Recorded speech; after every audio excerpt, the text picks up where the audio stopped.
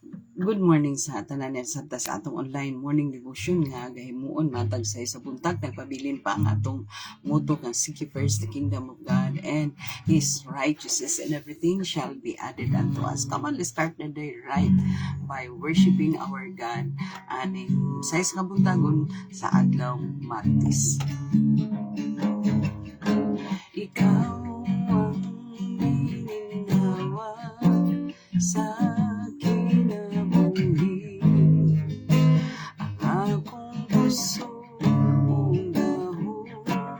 sa matagalaw ning kalibutan, uban gani mo Jesus, malulumas ka paglaong ko, gasaong kanti ko.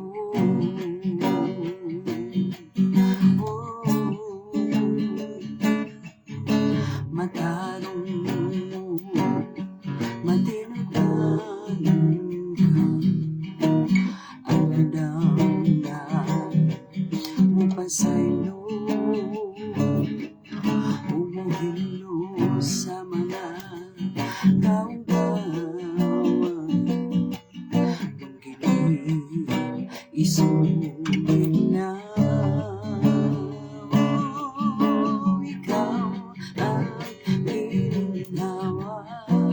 Sa kinabuhi, ang akong puso ugahong sa matagalaw ning kalibutan, uban gani mo Jesus, maluluwas ka paglaong ko, sa ugali ko.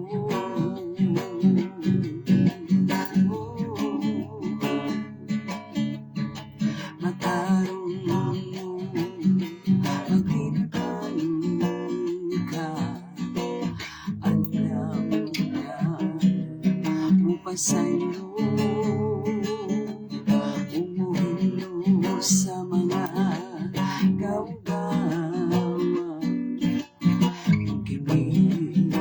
isugin na. Tapos kang pasalamatan, tapos ka nga dayon, tapos ka nga simbahon sa tanang higayon. Tapos kang pasalamatan, tapos ka nga dayon, tapos ka nga simbahon sa tanay gayon. Tapos kang pasalamatan, tapos ka nga dayon, tapos ka nga simbahon sa tanang gayon. Ikaw ang gininhawa sa kinabuhi, ang akong puso ugahong sa matagalaw ning kalibutan, uban gani mo Jesus, maluluwas ka paglaong ko, gasaong kanti ko. Gasaong kanti ko, gasaong kanti ko. Hallelujah, hallelujah.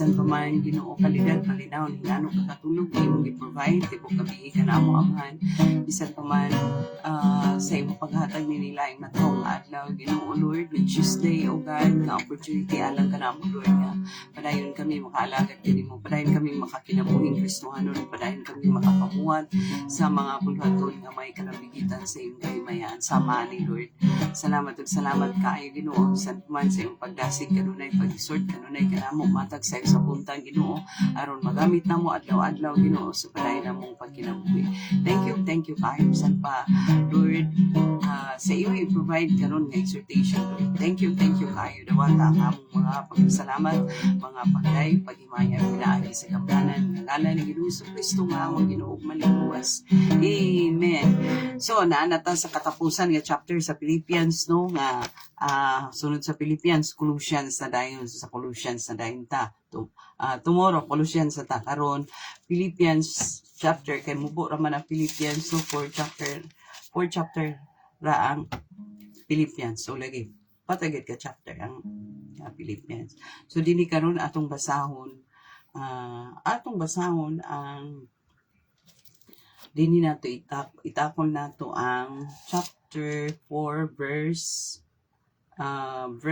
18 verse 18 na lang no okay sa verse 18 ingon diri I have received full payment and more I am well supplied having received from Epaphroditus so iyaning kaabag iyaning helper sa bulhaton kaabag sa bulhaton si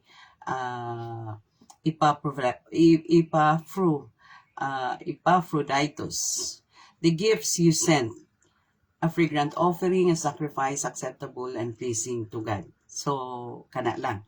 O karon makita nato no nga actually kung atong tan-awon gikan sa 12 no or 11. It talks about the giving and support nga ginahatag nila kang Pablo while si Pablo nagapamuhat sa bulhaton sa Ginoo. Kinsa man ni sila mga Philippians ni sila nga giver no nga bisan pag moadto si Pablo sa lain nga lugar wala gilain nga support sa iya kini ra yung mga Philippians mga tao sa Philippians mo ga support sa iya so pag abot diri sa 18 ayan gi-conclude no conclusion nga ang word niya nga conclusion diri ni siya I have received full payment. So ambot pasabot ani nga dadawatan gid niya sa kinatibukan ang dili ni siya payment nga literal nga payment kun dili ang support gid nga gikan sa iglesia sa Philippians nga gipadala nila kang Paul.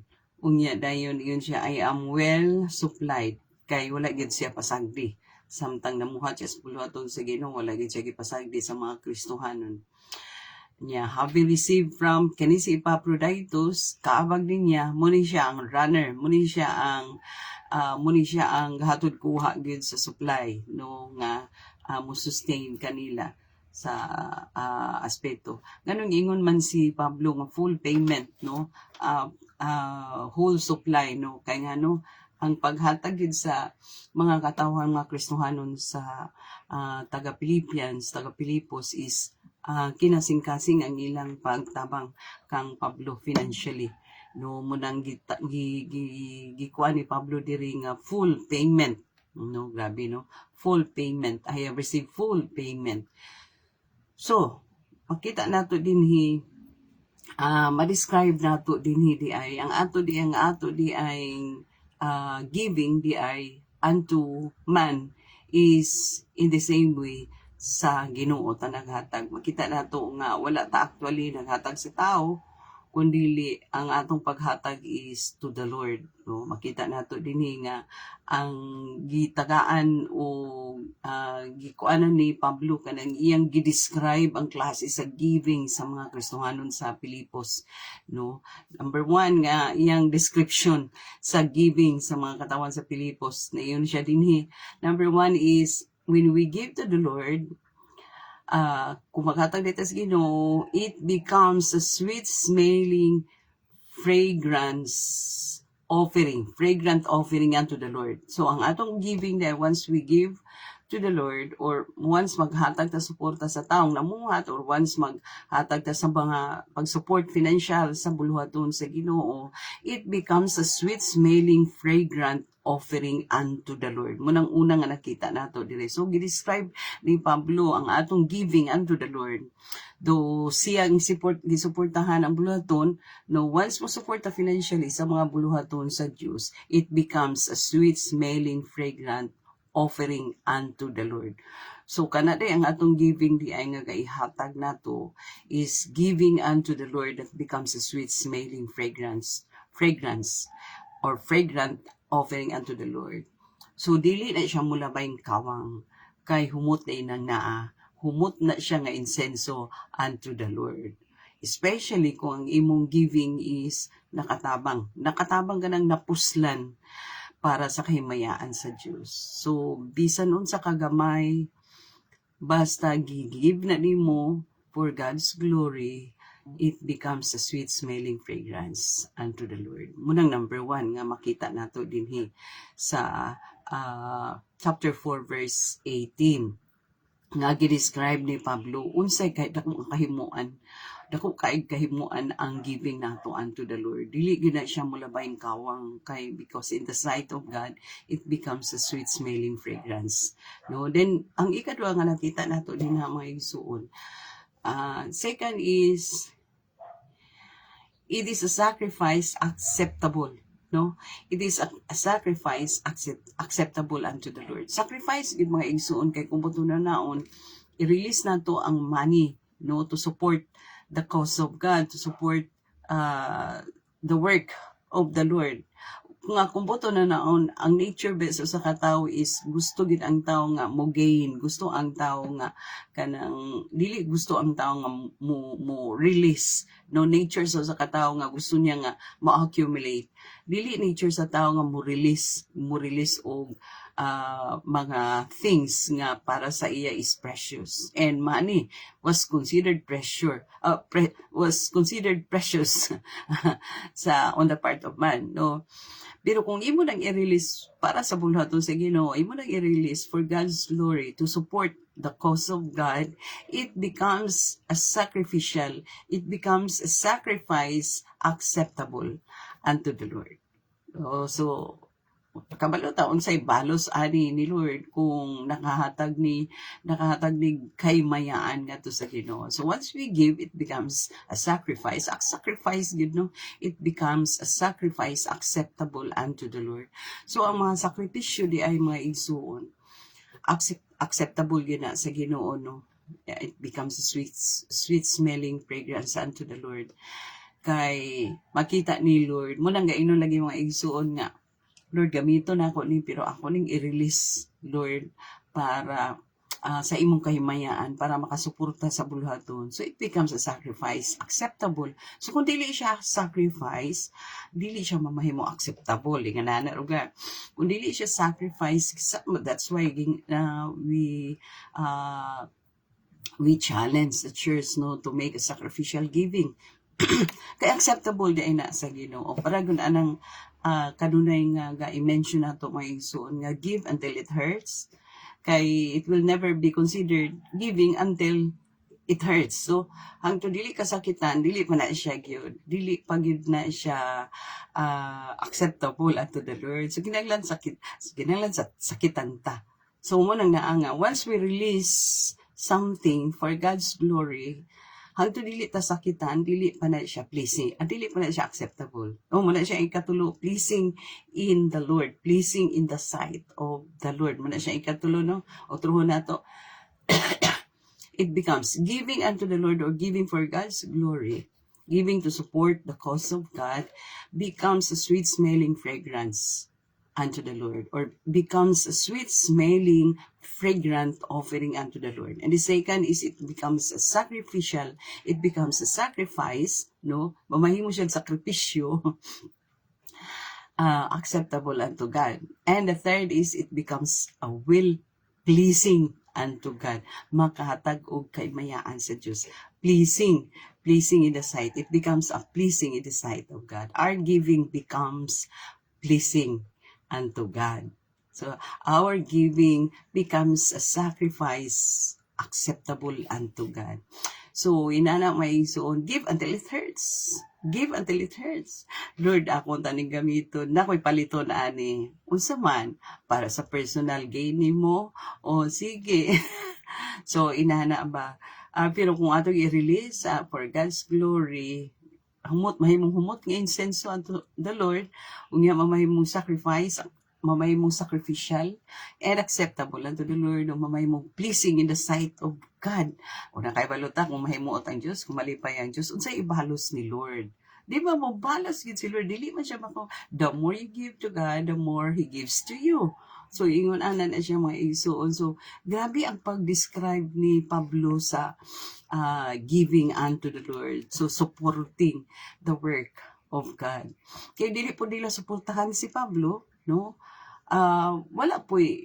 Di po mahimaya ang Diyos. Kabubutong lang sa Diyos, suportahan yun ang buluhaton, no, sa Ginoo. Kaya actually, it is not actually Pablo ang ilang suportahan, kundi ang buluhaton sa Diyos, yun actually. Kay, aron ma-propagate yun ang gospel. For example, nag-build na karon og church. We're building the church of God while ga-propagate sa gospel sa gawas. And kabaluta nga, dadon man nato ang tao sulod sa church, sulod sa iglesia. So, nanginahanglan gikinahanglan magtukod tag iglesia.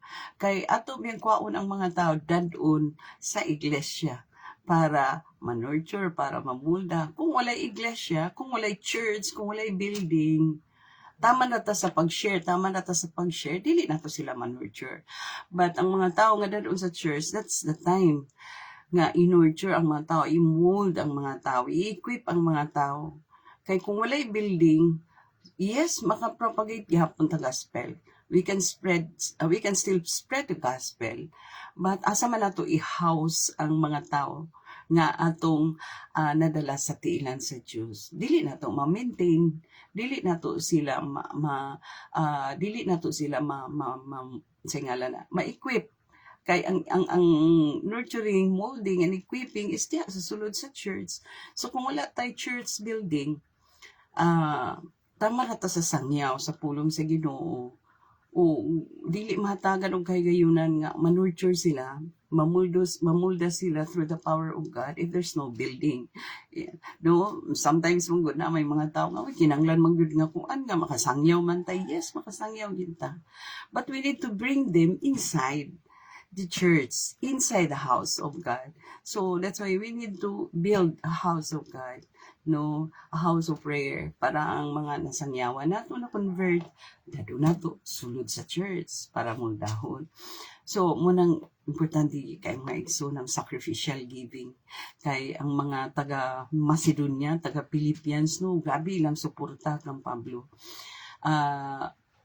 Diri sa kuan gakabasa nato sa pulong sa Ginoo sa mga sinulat ni Pablo, the only Christians nga support sa iya during sa iyang mga lakaw-lakaw, during sa iyang pagpamuhat sa Buluhaton is ang taga-Philippians, taga-Macedonians. Mura gid sila ang support kang Pablo. Kay bisan pag moadto sa laing lugar si Pablo, hining taga-Philippians, magtukod siya church dito because he is an apostle. Ang trabaho sa apostle is to gather the believers and build the church. Mao man ang trabaho sa apostle. So, kining mga Philippians, kining mga Pilipos, Macedonians, mo ni sila support kang Paul. And their giving becomes a sweet-smelling, fragrant offering unto the Lord. And it becomes a sacrificial, acceptable unto the Lord. And it becomes pleasing in the sight of God. Nga kabaluta nga kung mahimuot ng Diyos, then He's going to bless us bountifully. Kung mahimuot, itong touching the heart of God. Our giving there is one way of touching the heart of God. And once matouch na to ang heart ni Lord, then that's the time that we enjoy who God is and ma-enjoy na to kinsa ang Diyos o unsa ang anaa sa Diyos. Kabalo kita nga panalangin ta na naaragin sa kamot sa Diyos ang panalangin. So, it is actually a challenge to us, no? Nga we have to exercise giving when it comes to God's work. So, mo na siya may so limen, nakaas-taas na nun ang atong hisgutan ug makampo ta. Lord, thank you kayo sa imong gi-exhort kanamo Ginoo nga diha sa pulong ni Pablo, Ginoo Lord, sa Philippians chapter 4 verse 18 nga ni-challenge kanamo Lord to give, to support the church, O God, o ang among giving Lord mamahimo nga sweet smelling di ay sweet smelling fragrance, sweet smelling fragrant offering unto you Lord, o ang among giving mahimo din sacrificial, acceptable unto you Lord, ug mamahimong pleasing unto you Lord ang among once we exercise giving. Thank you kayo ni Lord for challenge ka namo o God, o bisan pa man Ginoo Lord, nag-pray kami karon Lord anang sa mga kaigsunan nga manarbaho Lord, nga imo silang pag-aubanan, provide usog katapos kabasig sa panglawas kanila wisdom, bisan pa sa mga estudyante Ginoo Lord, bisan pa sa mga preschooler ng mga kabataan, elementary, high school, banisab sila, kubirisab sila, ug takay sila kabasog sa panglawas, iiway sila sa mga balatian, sakit-sakit.